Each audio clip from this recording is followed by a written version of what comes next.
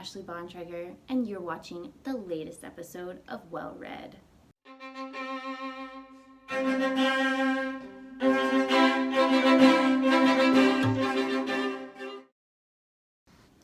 Have you ever picked up a popular romance novel only to discover that you need a puke bucket and a mind eraser just to wipe the soft porn that you accidentally read without knowing? I'm super sick of those repetitive phrases like, his muscles rippled deep beneath his tight white shirt as he gazed deeply into my eyes, and my inner goddess did backflips. Damp, moist, shaft, sheath, rigid, hard, slick, wet. I don't want to hear those words ever again.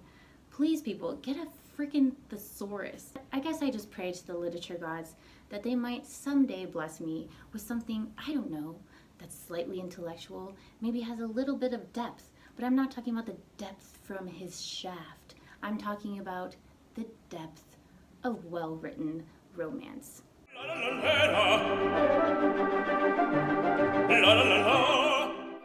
When I saw this book by Emily Henry, Beach Read, on the New York Times bestselling list, I thought, what the hell? I chose this book because I was hoping to God that it would be well written. Does Beach Read have more substance than... Does Beach Read need a fluffer to make it enjoyable? Yes, I said that. That's slightly inappropriate. Can it make a girl like me who hates sentimental, badly written romance novels and foodie fa-fa swoon? Find out in this uncorked review of Beach Read. But first, what makes reading truly digestible? Wine. Because I believe every good book is paired with an even better glass of vino, and this book is no exception. When you read a story and it unfolds into your mouth, I mean into your mind, it's very hard. When you're drinking wine, a story unfolds in your mouth. When wine and a good book are taken together, it is the perfect relationship that only enhances each other. Even if we don't find romance in this romance book that we're about to review, we can find the perfect wine that goes with just the right book. Think of me as a Match.com for book lovers and winos. For our romantical book review experience, I've chosen an Espiral Vinho Verde. The Vinho Verde is not a grape, it's actually a region in northern Portugal. Typically, the Vinho Verdes that we see are made with a blend of white grapes that are indigenous to Portugal. They're slightly effervescent, almost bubbly like a champagne, but not quite. So, can you see the bubbles? They're off dry, fizzy, like I said. They'll have green apples, citrus fruits. You'll get some minerality, some stone fruit. Let me try it again. I've already had this much. Let me try and tell you what I taste. Well, I should sniff it first.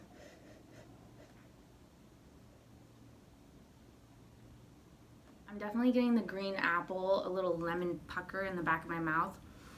I would say when this is cold, it's so on fleek.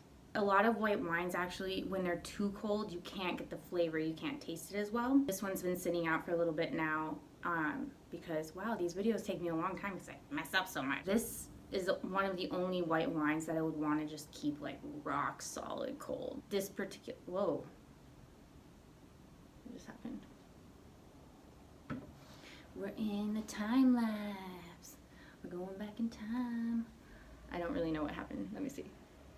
Last time.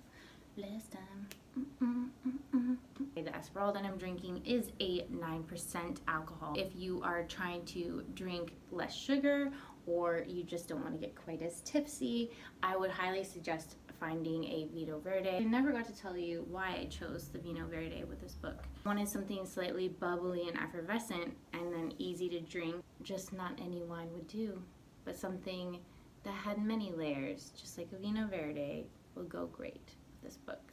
So I hope you enjoyed my recommendation. So as they say in Portuguese, assusud.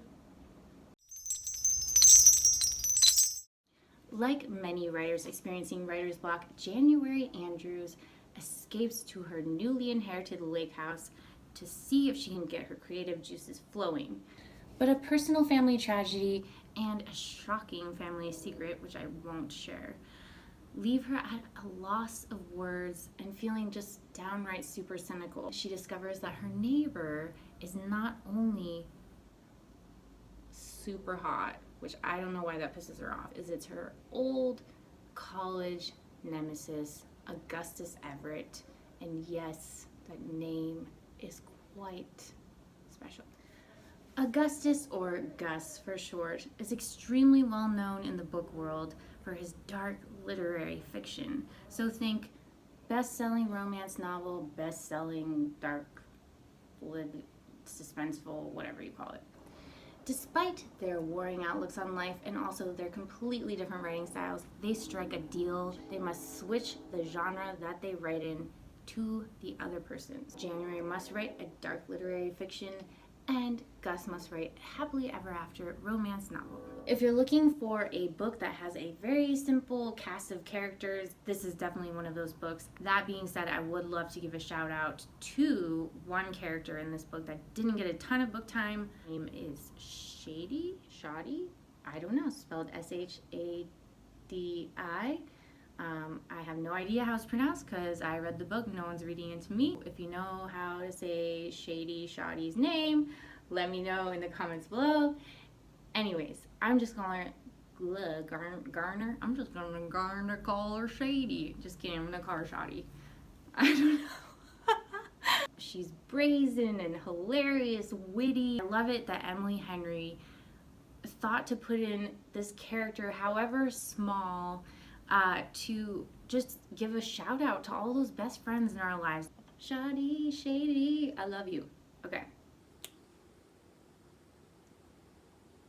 This book made me feel really surprised in a really good way. The writing is so well done and weird. It's weird in like a good way. January's character says things that you think internally as a person, especially when you're like in the dating game, you start to crush on someone, those weird internal things you say to yourself that you would never say out loud to anyone. And so you just relate to the character. There's multi-layers that have to do with family. There's moments when you cry. For a book to like actually make me almost like wish to be in a dating game again. That's weird. I don't actually want to do that. I'm just saying, like you want to like kind of go back to that moment so you can relive it. The other thing that I really loved about this book, besides the writing style, was the plot. It's so fascinating to think, okay, people who are famous writers or best-selling authors, they still get writer's block. Why not make a book about two famous writers who can't figure out what to write? And then they have to be in this competition where they switch the type of writing that they do. I thought that was genius. It's actually what got me hooked on wanting to read this book, because yes, I love a bestseller, whatever, but I was browsing New York Times bestselling list and there's so many books. And then I saw the cover and I was like, ugh, it looks like airplane reading. Ew, barf in my mouth, right? Then when I read the premise of it, I was like, wow, this sounds really cool. What I didn't like about the book. Call me a prepubescent teenager. I don't like sex scenes 98% of the time in books. Yes, I know it's a romance book and I know there's people who die for those scenes. So this is purely my opinion. I feel like it takes away from the book, just like in a lot of movies when you're just like, come on, does the sex scene really add to the story? I wish that books didn't feel the need to do that. I don't know, I just felt like a little kid where I was like, can I please fast forward?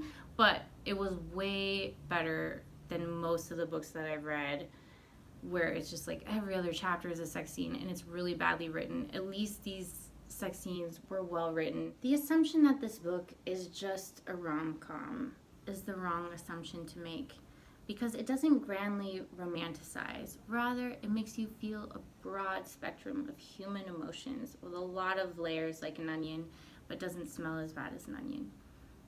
That one, I can tell you, is the truth. Perhaps this book actually puts the lit back into chick lit. Yes, that was hard to say.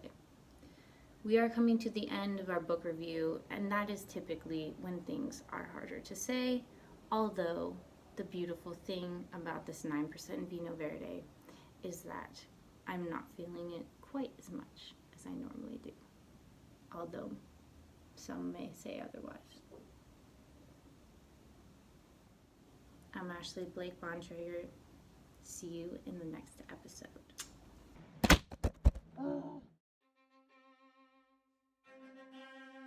Oh my god, I just realized I've been saying January Jones this whole time. Instead of